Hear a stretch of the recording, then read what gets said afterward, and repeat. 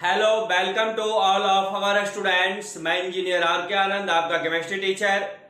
ये हम लोगों का सॉल्यूशन चैप्टर का लेक्चर 21 है और इस लेक्चर में हम लोग Raoult's law in special case of Henry law के बारे में पढ़ेंगे। Ideal and non ideal solution के बारे में पढ़ेंगे। जैसा कि हम लोगों ने पिछले लेक्चर में राउल्ट्स लॉ पे several types of question discuss किया था। आज हम लोग सबसे पहले पढ़ेंगे Raoult's law in special case of Henry law, यानी कि कब हम लोग राउल्ट्स लॉ को हेनरी लॉ की तरह ट्रीट करेंगे और कब हम लोग हेनरी लॉ को राउल्ट्स लॉ की तरह ट्रीट करेंगे। उसके बाद हम लोग डिस्कस करेंगे ideal and non ideal solution. तो आइए बाबू, सबसे पहले आप मुझे ये बताइए कि हेनरी लॉ की बात कब होती है। हेनरी लॉ की बात तब होती है जब गैस इन लिक्विड सॉल्यूशन की बात होती है, यानी कि जब हम किसी भी गैस को लिक्विड सॉल्वेंट में डिजॉल्व करेंगे, उस कंडीशन में हेनरी लॉ की बात होगी। तो हेनरी लॉ के अकॉर्डिंग हम लोगों ने क्या पढ़ा था? According to Henry law, at constant temperature the partial vapour pressure of gas is directly proportional to its mole fraction in solution, यानी कि P proportional to the X according to Henry law। तो proportionality हटेगा छोटू तो constant आएगा P equal to the KHX। जहां पे हम लोगों ने पढ़ा था P आपका है partial vapour pressure of gas, KH है आपका हेनरी कांस्टेंट, X है आपका मोल फ्रैक्शन ऑफ गैस। उसके बाद बाबू हम लोगों ने राउल्ट्स लॉ के बारे में पढ़ा। क्या पढ़ा? जब मान लो दो कंपोनेंट है A एंड B और दोनों आपका लिक्विड है और दोनों आपका वोलेटाइल है, यानी वेपर में दोनों चेंज कर रहा है। इस केस में हम लोगों ने राउल्ट्स लॉ क्या पढ़ा बताओ? हम लोगों ने ये पढ़ा बाबू, at constant temperature according to Raoult's law the partial vapour pressure of each component in a solution is directly proportional to the its mole fraction. यानी कि अगर हम कंपोनेंट ए के लिए बात करें तो पीए प्रोपोर्शनल एक्स से प्रोपोर्शनल का कांस्टेंट पीए बराबर पी नॉट ए एक्स है, जैसा कि हम लोगों ने पढ़ा।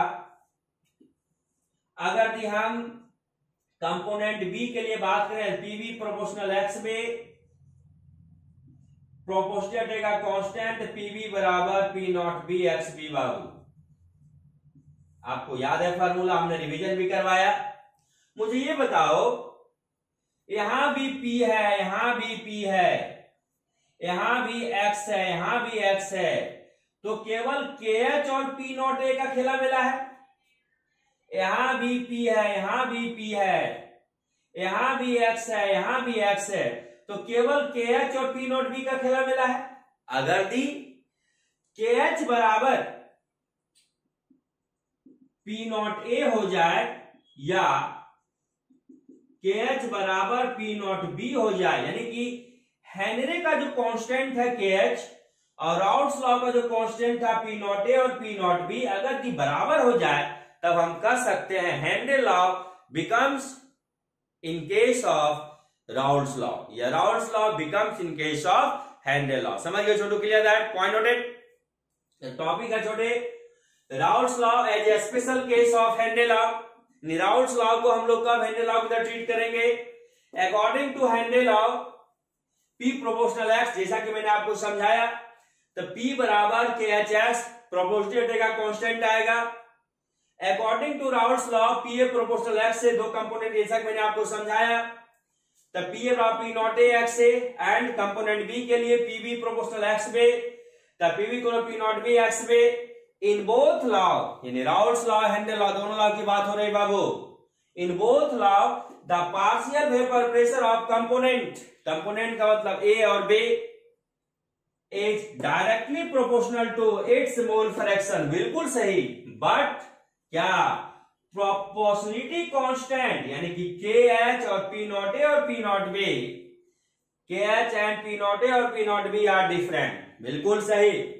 सो the Raoult's law becomes a special case of Henry law in which curve, जब के एच बराबर पी नॉट ए या के एच बराबर पी नॉट बी हो जाए, इस कंडीशन में छोटे Raoul's law becomes a special case of Henry law. Converted, चलिए तो आप इसको लिख लीजिए। उसके बाद हम लोग डिस्कस करेंगे छोटे बाबू ideal and non ideal solution, जिससे कि 12th बोर्ड एग्जाम में, नीट के एग्जाम में, जेई के एग्जाम में क्वेश्चन पूछे जाने की 100% संभावना व्यक्त होती है। इसलिए आइडियल नॉन आइडियल सॉल्यूशन को आप बारीकी से समझेंगे, हम आपको बारीकी से समझाने का कोशिश भी करेंगे। तो आप इसको सबसे पहले लिख लीजिए, फिर हम लोग डिस्कस करेंगे ideal and non ideal solution. तो आइए बाबू, अब हम लोग ideal and non ideal solution के बारे में पढ़ेंगे। तो आइडियल सॉल्यूशन क्या होता है, एक लाइन में समझिए आप। वैसा सॉल्यूशन जो कि eight all concentration and at all temperature पे राउल्स लॉ को ओबे करेगा, वह सॉल्यूशन आइडियल कहलाएगा। यानी कि आप कह सकते हो कि राउल्स लॉ के अकॉर्डिंग आपने पढ़ा, अगर हम बाइनरी सॉल्यूशन की बात करें, क्योंकि हमारे सिलेबस में बाइनरी सॉल्यूशन के बारे में पढ़ना है। बाइनरी सॉल्यूशन वह सॉल्यूशन कहलाता है इसमें दो कंपोनेंट हो, तो हम दो कंपोनेंट लेकर के चल रहे हैं, बाइनरी सॉल्यूशन को लेकर के चल रहे हैं, जिसमें कंपोनेंट है ए एंड बी, और दोनों कंपोनेंट लिक्विड है और दोनों वोलाटाइल है। उसके अकॉर्डिंग यदि राउल्स लॉ के बाद बात की जाए तो हम लोगों ने पढ़ा P A equal to the P not A x A और PB equal to the P not B x B. तो पी टोटल क्या हो जाएगा छोटू, पी ए प्लस पीबी होता है पी टोटल आपका, तो पी ए हो गया P not A x A आप P not B x B. वैसा सॉल्यूशन जिसमें कि आपको मिले पी ए बराबर P not A x A, PB equal to the P not B x B, अब P total equal to the P A plus PB, आप कह सकते हो P not A x A plus P not B x B. वह solution Raoult's law को obey करेगा और वह सॉल्यूशन आइडियल सॉल्यूशन कहलाएगा। क्लियर है, समझ गए छोटू, आइडियल समझ गए। अब आ जाओ non ideal solution. Non ideal solution वह सॉल्यूशन कहलाएगा जो राउल्स लॉ को ओबे नहीं करेगा। यानी कि नॉन आइडियल सॉल्यूशन में P A not equal to P not A x A आएगा, P B not equal to P not B x B आएगा, P total not equal to P A plus P B आएगा, यानी P total not equal to the P not A x A plus P not B x B आएगा। तो वह solution क्या कहलाएगा, non ideal. ये Taylor है, हम आपको बहुत डिटेल से इसके बारे में बताएंगे, क्योंकि आज हम लोगों का मेन टॉपिक जो है वह टॉपिक है ideal and non ideal solution. इससे बोर्ड एग्जाम में क्वेश्चन पूछा जाता है। तो मोटा मोटी आप समझ गए बाबू कि आइडियल सॉल्यूशन वह सॉल्यूशन कहलाएगा जो eight all concentration and at all temperature पे राउल्स लॉ को ओबे करेगा, वह सॉल्यूशन आइडियल कहलाएगा। जो ओबे नहीं करेगा वो नॉन आइडियल कहलाएगा। तो अगर दी छोटे आपके कहने का मीनिंग यह है सर कि P टोटल बराबर P not A x A plus P not B x B है, तो समझेंगे कि यह सॉल्यूशन आइडियल है। अगर the P total not equal to the P not A x A plus P not B x B है, तो समझेंगे सॉल्यूशन नॉन आइडियल है। इसका मतलब यह हुआ बाबू, अगर दी बराबर नहीं है तो या तो P total P not A x A plus P not B x B से ज्यादा होगा, या तो P total P not A x A plus P not B x B से कम होगा। अगर the P total P not A x A plus P not B x B से ज्यादा होगा तो कहलाएगा positive deviation from Raoult's law. आज हम लोगों को पढ़ना है। और अगर दे पी टोटल लेस देन होगा किससे, P not A x A plus P not B x B से, तो कहलाएगा negative deviation from Raoult's law. तो आइए अब हम लोग एक एक करके सारे टॉपिक को डिस्कस करें।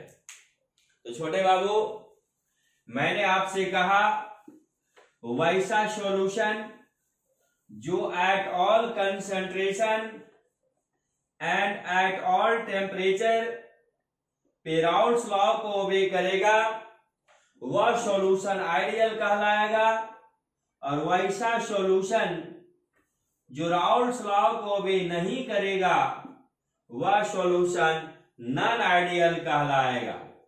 मैं उम्मीद करता हूं कि बेसिक डिफिनेशन तो आप समझ गए। अब हम लोग कंसेप्चुअल बात करेंगे जिससे कि क्वेश्चन हम लोगों का बनेगा। तो आइए सबसे पहले छोटे, जैसा मैंने आपसे कहा वैसा मैंने लिखा फर्स्ट पॉइंट। टॉपिक है आपका छोटो ideal and non ideal solution. Very smart topic है। इस टॉपिक से हर साल 12th एग्जाम में, आईटी मेन, जेई में क्वेश्चन पूछा जाता है, इसलिए बारीकी से आप देखेंगे। तो लीजिए हम 12th इस पे मेंशन कर देते हैं, क्योंकि ये 12th बोर्ड एग्जाम के लिए इंपॉर्टेंट टॉपिक है, प्लस कंपटीशन के लिए भी इंपॉर्टेंट टॉपिक है। तो 12th में इस टॉपिक से क्वेश्चन पूछे जाने की संभावना व्यक्त होती है। चलिए ठीक है बाबू। तो ideal and non ideal solution, मैंने माना सॉल्यूशन बाइनरी है और उसमें दो कंपोनेंट है ए एंड बी, और दोनों कंपोनेंट यहां पे वोलेटाइल है और दोनों कंपोनेंट यहां पे लिक्विड है। उसी को मान करके हम आपको समझा रहे हैं। क्लियर है? तो आइए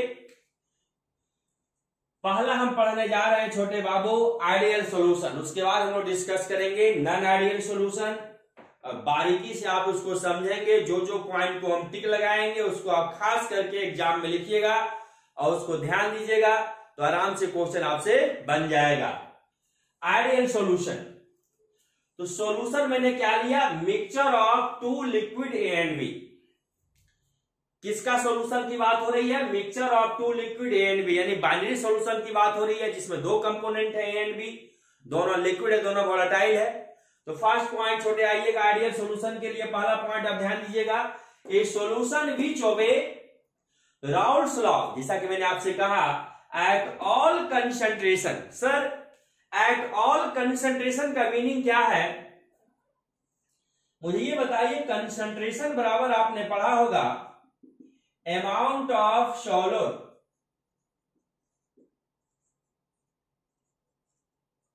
bye total volume of solution. अगर हम concentration equal to the amount of solute by total volume of solution की बात करेंगे तो यह मोलर कंसंट्रेशन कहलाएगा, molarity. Amount of solute by total weight of solvent की बात करेंगे तो यह मोलर कंसंट्रेशन कहलाएगा, मोलालिटी। तो मेरे दोस्त, concentration directly proportional to the amount of solute. यहां पे कंसंट्रेशन जो है अमाउंट ऑफ सॉल्यूट के डायरेक्टली प्रोपोर्शनल है। इसका मतलब है कि सॉल्यूट हम का अमाउंट कितना हम ले लें तो वो राउल्स लॉ को भी सॉल्यूशन करेगा, तो करेगा। क्लियर है? वैसा सॉल्यूशन जिसमें सॉल्यूट का अमाउंट आप कितना ले लो और वो राउल्स लॉ को ओबे करेगा, तो करेगा, तो वह सॉल्यूशन क्या कहलाएगा, आइडियल सॉल्यूशन कहलाएगा। तो मैंने कहा ए solution which obey Raoult's law at all concentration, concentration directly proportional amount of solute.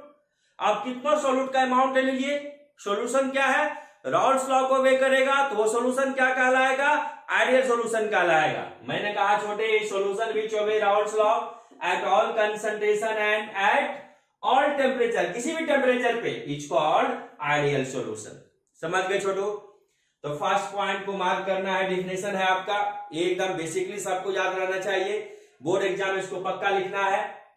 इसका मतलब यह हुआ सर कि that is for an ideal solution, एक आइडियल सॉल्यूशन के लिए, जैसा कि मैंने आपसे बात किया, अगर दो कंपोनेंट ए बी है, दोनों आपका लिक्विड है, दोनों वोलेटाइल है, ए को हम सॉल्यूट मान लें, बी को हम सॉल्वेंट मान लें, इस कंडीशन में छोटे बाबू आइडियल सॉल्यूशन के लिए पी ए बराबर P not A x A हम सब समझा चुके हैं।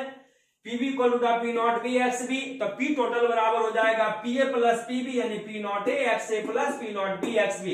इसका मतलब राउल्स लॉ, इसका मतलब यह हुआ छोटू कि वही सॉल्यूशन आइडियल कहलाएगा जो राउल्स लॉ को ऑल कंसंट्रेशन पे एंड एट ऑल टेम्परेचर पे ओबे करेगा। That solution is called ideal solution. तो ये समझ के आइडियल सॉल्यूशन के लिए कंडीशन होगा। Point number second, ideal solution of two liquid A and B is for when the force of interaction between like molecule का मतलब A और A के बीच की बात हो रही है, B और B के बीच की बात हो रही है, is equal to the unlike molecule, unlike का मतलब A and B। मेरे कहने का मतलब यह है छोटे, ये आपका रेड पेन है, ये ब्लैक पेन है, मान लो इसको A और इसको मान लो B, क्लियर? दोनों रेड है, तो ये आपका जो मॉलिक्यूल ए और ए मिलके जो मॉलिक्यूल बनेगा उसके बीच जो इंट्रैक्शन फोर्स होगा, अट्रैक्शन फोर्स होगा, ये भी बी है, ये भी बी है, और बी और बी के बीच जो अट्रैक्शन फोर्स होगा, इंट्रैक्शन फोर्स होगा, और ए और बी के बीच जो अट्रैक्शन फोर्स होगा, अगर तीनों फोर्स सिमिलर है तो वो सॉल्यूशन कहलाएगा आइडियल सॉल्यूशन। मेरी बात समझ गए? यानी कि सॉल्यूट और सॉल्वेंट को आप मिलाते हैं, सॉल्यूशन बनता है। यानी सॉल्यूट में जो पार्टिकल के बीच अट्रैक्शन फोर्स होगा और सॉल्वेंट में जो पार्टिकल के बीच अट्रैक्शन फोर्स होगा, और सॉल्यूट और सॉल्वेंट दोनों के बीच जो अट्रैक्शन फोर्स होगा अगर डिसिमिलर होगा तो वह सॉल्यूशन आइडियल कहलाएगा, डिसिमिलर सिमिलर नहीं होगा तो वह सॉल्यूशन नॉन आइडियल कहलाएगा। Point noted? तो मैंने लिखा छोटे, ideal solution of two liquid A and B is for when the force of interaction between like molecule A और A के बीच and B और B is equal to the unlike molecule A and B। इसका मतलब यह हुआ छोटे short में, इसको ध्यान देने के लिए, that is for an ideal solution A और A के बीच इंटरेक्शन इक्वल टू B और B के बीच इंटरेक्शन इक्वल टू A और B के बीच इंटरेक्शन। समझ गए छोटू? क्लियर है? पॉइंट समझ में आ गई बात? Point number C, del V mixture बराबर 0। डेल V को हम पढ़ेंगे छोटू change in volume. Solution is a homogeneous mixture of two or more substances. तो यहां पे मैंने माना सॉल्यूशन मिक्सचर है two liquid A and B का, तो डेल V मिक्सचर क्या है, डेल V सॉल्यूशन क्या है, बात बराबर, कभी कंफ्यूज नहीं कीजिएगा, क्योंकि solution is a homogeneous mixture of two or more substances. Binary solution की बात यहाँ पे ए और बी की बात हम कर रहे हैं। तो डेल V मिक्सचर बराबर 0। इसका मतलब क्या हुआ? इसका मतलब यह हुआ छोटू कि volume of solute plus volume of solvent equal to the volume of solution. मान लो वॉल्यूम ऑफ सॉल्यूट 10 ml है और वॉल्यूम ऑफ सॉल्वेंट 40 ml है, तो वॉल्यूम ऑफ सॉल्यूशन होगा 50 ml। क्योंकि ये वॉल्यूम सॉल्यूशन यदि 50 ml नहीं होगा तो इसको माइनस करेंगे, product minus reactant, del V mixture निकल जाएगा, तो 0 आना चाहिए। यानी कि आइडियल सॉल्यूशन के लिए अगर सॉल्यूट का वॉल्यूम यहाँ 10 ml है और सॉल्वेंट का वॉल्यूम यदि 40 ml है तो सॉल्यूशन का वॉल्यूम कितना होगा? 50 ml होगा। क्लियर है? समझ गए छोटो? Point number D, del H mixture बराबर 0। डेल H को छोटू इंथैल्पी कहते हैं, इसको आप कह सकते हो चेंज इन इंथैल्पी। हमने पढ़ा था थर्मोडायनेमिक्स में आपको, डेल H मिक्सचर बराबर 0, चेंज इन इंथैल्पी बराबर 0। इसका मतलब छोटे यह हुआ heat is neither absorb no revolve, यानी कि जो सॉल्यूशन होगा आइडियल सॉल्यूशन उसमें ना ही हीट रिलीज होगा ना ही हीट एब्जॉर्ब होगा। इसका मतलब क्या हुआ? सॉल्यूशन बनता कैसे है? सॉल्यूट है और ये सॉल्वेंट है, दोनों को मिलाएंगे बन गया सॉल्यूशन। तो सॉल्यूट में जो पार्टिकल्स है, जो बॉन्डेड है पार्टिकल्स, वो पहले टूटेंगे, उसको तोड़ने में एनर्जी लगेगा। Point noted? सॉल्वेंट के जो पार्टिकल हैं वो भी ब्रेक करेंगे। क्यों? क्योंकि सॉल्यूट में जो पार्टिकल है छोटू, उसके बीच तो अट्रैक्शन फोर्स है, उसको पहले तोड़ोगे तभी तो वो डिजोल्व होगा सॉल्वेंट में। तो उसको तोड़ने में हीट लगेगा, एनर्जी लगेगा। Heat is a form of energy, thermodynamics में मैंने आपको पढ़ाया। सॉल्वेंट में जो पार्टिकल्स है उसके बीच में अट्रैक्शन फोर्स है, उसको भी हम डिकम्पोज करेंगे, उसको भी तोड़ने में मुझे एनर्जी लगेगा। Heat is a form of energy. अब सॉल्यूट सॉल्वेंट जब ब्रेक कर जाएगा, फिर सॉल्यूट सॉल्वेंट मिलके जो सॉल्यूशन बनाएगा, उस कंडीशन में एनर्जी रिलीज होगा बाबू। यानी कि सॉल्यूट के पार्टिकल के बीच जो अट्रैक्शन था उसको तोड़ने में हीट एब्जॉर्ब हुआ।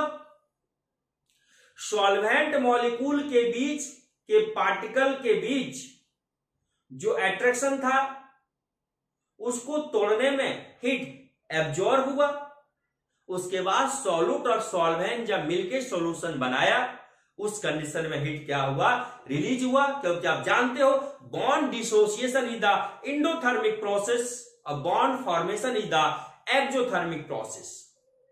तो बताओ, कहा जाता है कि सॉल्यूट सॉल्वेंट को जब आपने डिकम्पोज किया, उसमें जितना हीट एब्जॉर्ब हुआ और सॉल्यूट सॉल्वेंट मिलके जब सॉल्यूशन बनाएगा, उस कंडीशन में उतना ही हीट रिलीज होगा। अगर एब्जॉर्ब रिलीज बराबर हो जाएगा, चेंज इन एंथैल्पी जीरो आ जाएगा। इसलिए मैंने कहा heat is neither absorb nor evolve. समझ गए छोटू? पॉइंट नंबर ई में आइए। डेल एस को इंट्रोपी कहते हैं, entropy of mixture greater than zero. अब ध्यान देना, एक प्रोसेस होता है स्पॉन्टेनियस, एक प्रोसेस होता है नॉन स्पॉन्टेनियस। स्पॉन्टेनियस प्रोसेस वह प्रोसेस कहलाता है जो इटसेल्फ कंप्लीट हो जाए। स्पॉन्टेनियस प्रोसेस के लिए change in entropy greater than zero और change in Gibbs free energy less than zero होता है बाबू। यानी कि एंट्रोपी पॉजिटिव में होगा और गिब्स फ्री एनर्जी निगेटिव में होगा। यानी कि वैसा प्रोसेस जो इटसेल्फ कंप्लीट हो जाए उसे हम स्पॉन्टेनियस प्रोसेस कहते हैं। For spontaneous process change in entropy greater than zero, del S change in entropy mixture greater than zero and del G change in Gibbs free energy less than zero. यानी कि spontaneous process के लिए entropy positive में जाएगा और spontaneous process के लिए Gibbs free energy negative में जाएगा। क्लियर है? समझ गए? तो आप बताओ बाबू, सॉल्यूट और सॉल्वेंट को जब आप मिलाते हो बन जाता है सॉल्यूशन, अपने बन जाता है। सॉल्यूट लिए, सॉल्वेंट लिए, दोनों को मिला दिए, बन गया सॉल्यूशन। स्पॉन्टेनियस प्रोसेस है, आपने कुछ नहीं किया, सॉल्यूशन में मिलाया, अपने बन गया सॉल्यूशन। उस कंडीशन में प्रोसेस आपका स्पॉन्टेनियस कहलाएगा और उस कंडीशन में del S greater than zero होगा और del G less than zero होगा। एक और तरीका समझ सकते हो, डेल एस होता है एंट्रोपी, एंट्रोपी होता है randomness, disorder of particles. Disorder of particle बढ़ेगा, एंट्रोपी बढ़ेगा। सॉलिड में पार्टिकल के बीच अट्रैक्शन फोर्स मैक्सिमम होता है, एंट्रोपी कम होगा। लिक्विड में पार्टिकल्स के बीच अट्रैक्शन फोर्स सॉलिड से थोड़ा सा कम होता है, तो लिक्विड का एंट्रोपी सॉलिड से थोड़ा ज्यादा होगा। गैसियस स्टेट में पार्टिकल के बीच इंटरमॉलिक्यूलर फोर्स ऑफ अट्रैक्शन बाबू नहीं के बराबर होता है, तो उसका एंट्रोपी सबसे अधिक होगा। तो एंट्रोपी का मतलब रेंडमनेस, डिसऑर्डर ऑफ पार्टिकल्स। तो सबसे ज्यादा डिसऑर्डर ऑफ पार्टिकल किसमें होगा? गैस में, उसके बाद लिक्विड में, उसके बाद सॉलिड में। तो बाबू सबसे ज्यादा एंट्रोपी किसका होगा? गैस का, उसके बाद लिक्विड का, उसके बाद सॉलिड का। तो सॉल्यूट जब अलग है तो पार्टिकल के बीच अट्रैक्शन है, सॉल्वेंट अलग है, पार्टिकल के बीच अट्रैक्शन है। फिर उसके अट्रैक्शन को आपने डिकम्पोज किया सॉल्यूट में, फिर सॉल्वेंट में, फिर दोनों मिलकर सॉल्यूशन बनाया। तो सॉल्यूट में पार्टिकल सिस्मेटिक वे में अरेंज था, सॉल्वेंट में पार्टिकल सिस्मेटिक वे में अरेंज था। जैसे सॉल्यूशन बना, पार्टिकल का डिसऑर्डर बढ़ा, पार्टिकल का डिसऑर्डर बढ़ा, तो सॉल्यूट डिसोसिएट हो गया, सॉल्वेंट डिसोसिएट हो गया, फिर सॉल्यूशन बन गया। तो सॉल्यूशन में सॉल्यूट का डिसऑर्डर बढ़ा, सॉल्वेंट का डिसऑर्डर बढ़ा, यानी पार्टिकल का डिसऑर्डर बढ़ा। जब पार्टिकल का डिसऑर्डर बढ़ेगा एंट्रोपी भी बढ़ेगा, तो डेल एस ग्रेटर देन 0। समझ गए छोटू? क्लियर है? स्पॉन्टेनियस प्रोसेस वाला बात ध्यान में रखिएगा। तो आप इतना समझ गए, इसको लिखिए। उसके बाद हम इस पे ग्राफ प्लॉट करेंगे और फिर हम इसके एग्जाम्पल के बारे में आपको बताएंगे। समझ गए बाबू? मजा आया? चलिए, सारी बात मैंने आपको समझाने की कोशिश किया, आपको कोई दिक्कत नहीं होनी चाहिए। इसको लिख लो छोटू।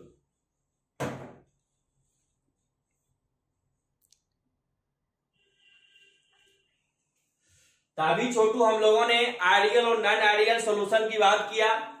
तो फर्स्ट हम लोग डिस्कस कर रहे हैं आइडियल सॉल्यूशन। तो आइडियल सॉल्यूशन वह सॉल्यूशन कहलाता है जो कि eight all temperature and at all concentration पे राउल्ट्स लॉ को ओबे करेगा। तो अगर हम आइडियल सॉल्यूशन का ग्राफ प्लॉट करेंगे तो वही ग्राफ होगा जो राउल्ट्स लॉ का ग्राफ होगा। तो आइए,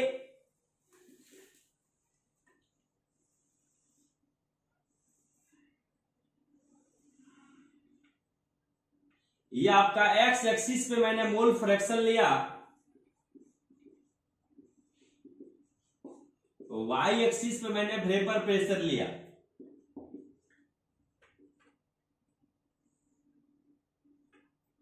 यहां पे मैंने लिया बाबू एक्स इक्वल टू द 1, तो x B equal to the हो जाएगा 0, क्योंकि the sum of mole fraction of all components present in solution equal to the 1।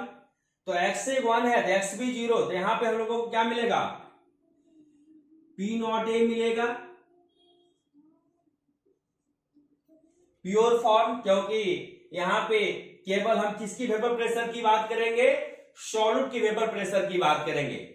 ये ग्राफ जो हम लोग प्लॉट कर रहे हैं छोटू, ए और बी दो कंपोनेंट है, दोनों लिक्विड है, दोनों वोलाटाइल है। जहां पे ए सॉल्यूट है, बी सॉल्वेंट है, दोनों वेपर में चेंज कर रहा है। क्लियर है? तो यहां पे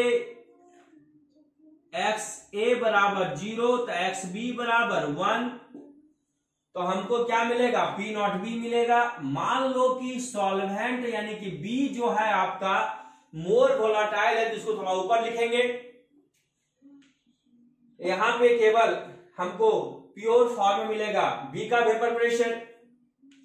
अब बताओ छोटू, जैसा कि मैंने पढ़ाया था कि पी ए बराबर P not A x A, P B बराबर P not B x B, ये इक्वेशन ऑफ स्ट्रेट लाइन को रिप्रेजेंट करेगा। तो यहां इसके और इसके बीच एक स्ट्रेट लाइन होगा, एक स्ट्रेट लाइन ये होगा आपका, और एक स्ट्रेट लाइन आपका ये होगा। तो ये क्या है? पी नॉट बी यानी कि P B equal to the P not B x B, और ये आपका क्या होगा? P A P not A x, ये होगा P total equal to the P A plus P B. Graph है छोटे आपका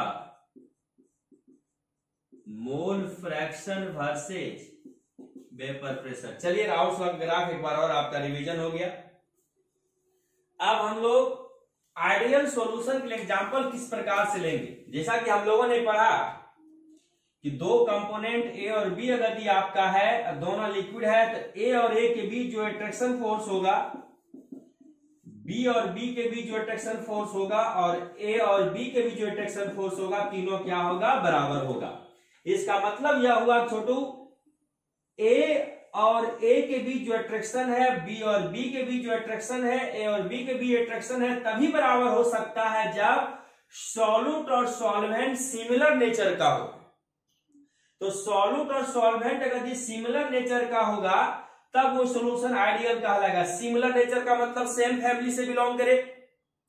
तो मैंने एक ट्रिक बताया आपके लिए कि solute and solvent are in similar nature. इसका मतलब यह हुआ यदि solute and solvent are similar nature होगा तभी जाकर के आइडियल सॉल्यूशन बनाया गया। Example benzene and toluene, benzene aromatic, toluene भी एरोमेटिक।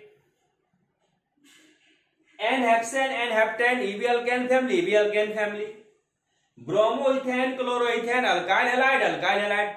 यानी सेम नेचर का है, सिमिलर नेचर का है। इसका मतलब यह सॉल्यूट और सॉल्वेंट मिलेगा, जो सॉल्यूशन बनाएगा वो सॉल्यूशन क्या होगा? आइडियल होगा। बहुत सारे एग्जाम्पल है इसमें, लेकिन उतना एग्जाम्पल आप याद नहीं रख पाएंगे, इसलिए मैंने 3 ही एग्जाम्पल दिया जो कि एनसीईआरटी में है, और इसी तीनों से कोई बोर्ड एग्जाम में जेई और एडवांस प्लस नीट में पूछा जाएगा। क्लियर है छोटू? तो आप इसको लिख लीजिए। अब हम लोग डिस्कस करेंगे नॉन आइडियल सॉल्यूशन। आइए छोटू, अब आज हम लोग डिस्कस करेंगे नॉन आइडियल सॉल्यूशन। तो नॉन आइडियल सॉल्यूशन कौन सॉल्यूशन कहलाएगा? आप तो पूरा समझ चुके हैं।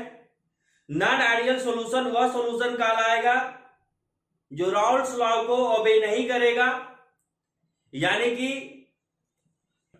P A not equal to the P not A x A, P B not equal to the P not B x B, P total बराबर हम लोग पढ़े थे P not A x A plus P not B x B होता है किसके लिए? Raoult's law के लिए।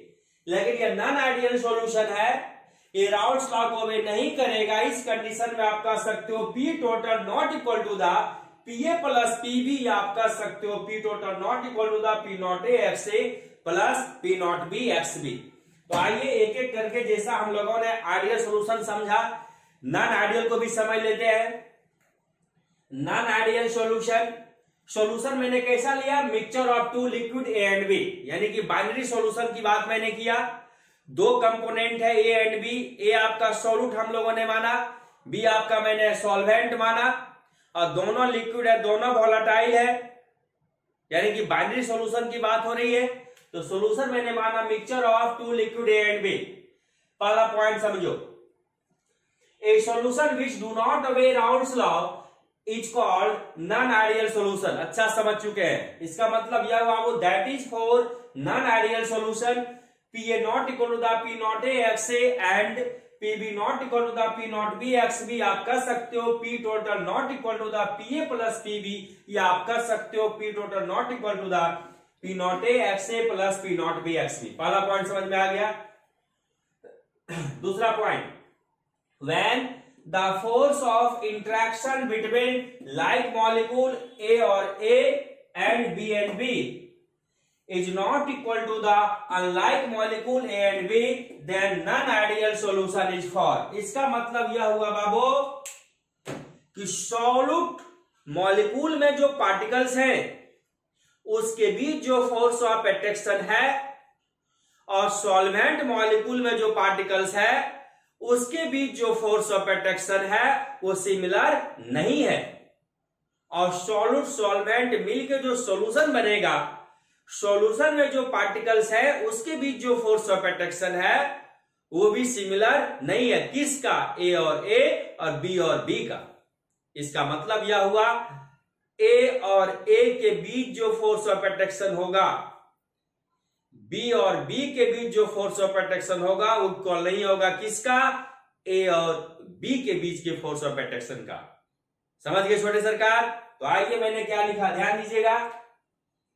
That is for an non ideal solution. ध्यान दीजिएगा, नॉन आइडियल सॉल्यूशन ए और ए के बीच जो इंटरेक्शन होगा not equal to the B और बी के बीच जो इंटरेक्शन होगा not equal to the A और बी के इंटरेक्शन। क्लियर है? समझिए छोटो। Number C, del V mixture not equal to the 0। इसका मतलब यह हुआ कि ए और ए के बीच जो इंटरेक्शन है, बी और बी के बीच जो इंटरेक्शन है not equal to the A और बी के बीच का इंटरेक्शन। इसका मीनिंग क्या है छोटे? इसका मीनिंग यह है इसके बीच जो अट्रैक्शन फोर्स है और इसके बीच जो अट्रैक्शन फोर्स है, इसके बीच जो अट्रैक्शन फोर्स है सिमिलर नहीं है।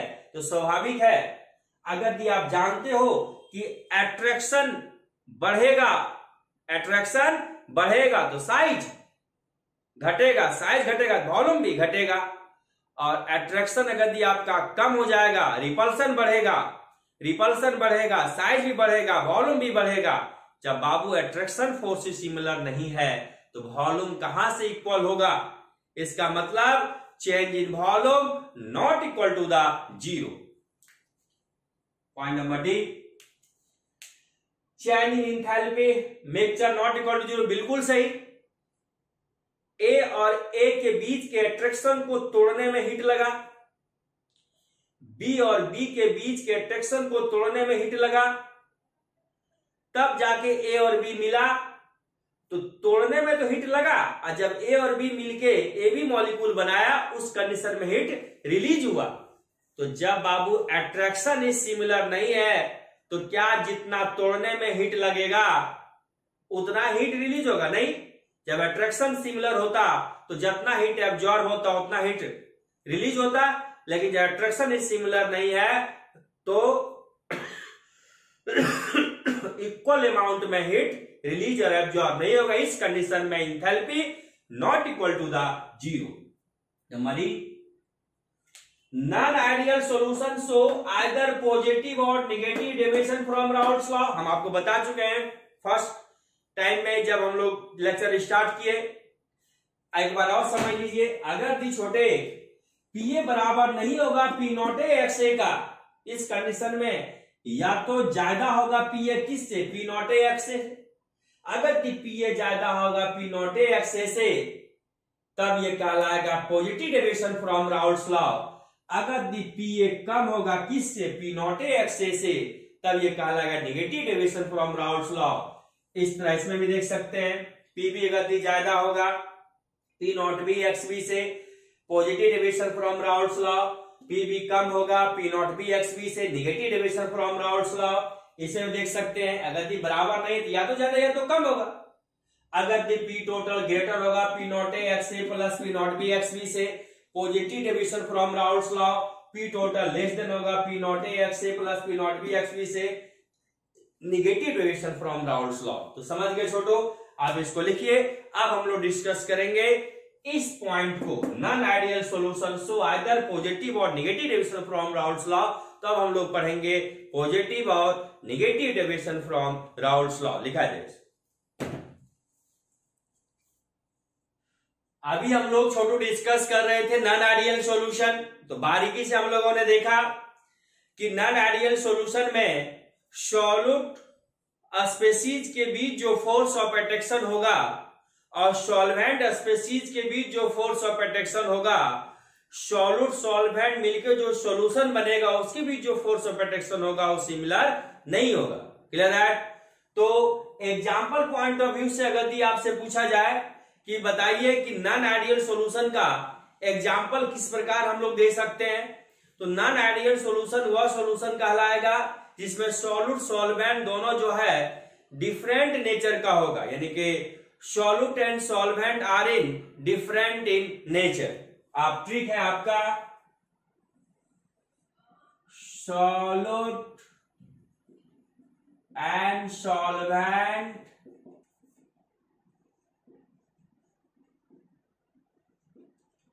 In nature.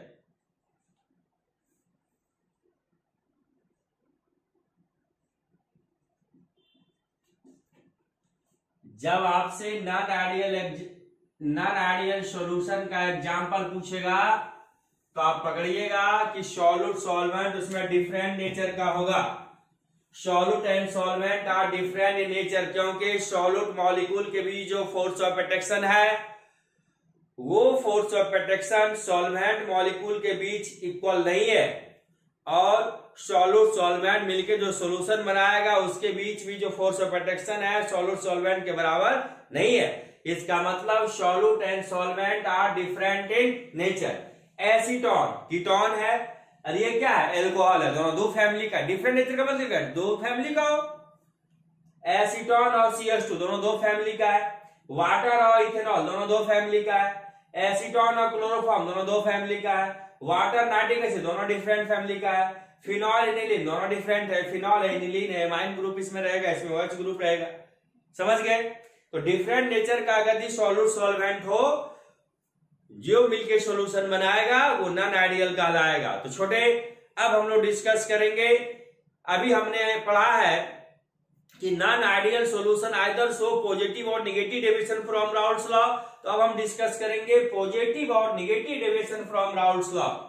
जैसा कि मैंने अभी आपको बताया, for non ideal solution P total do not equal to the P not A x A plus P not B x B. तो क्या होगा? जब P टोटल बराबर नहीं होगा P not A x A plus P not B x B का, तो क्या होगा? या तो पी टोटल इससे ज्यादा होगा या तो पी टोटल इससे कम होगा।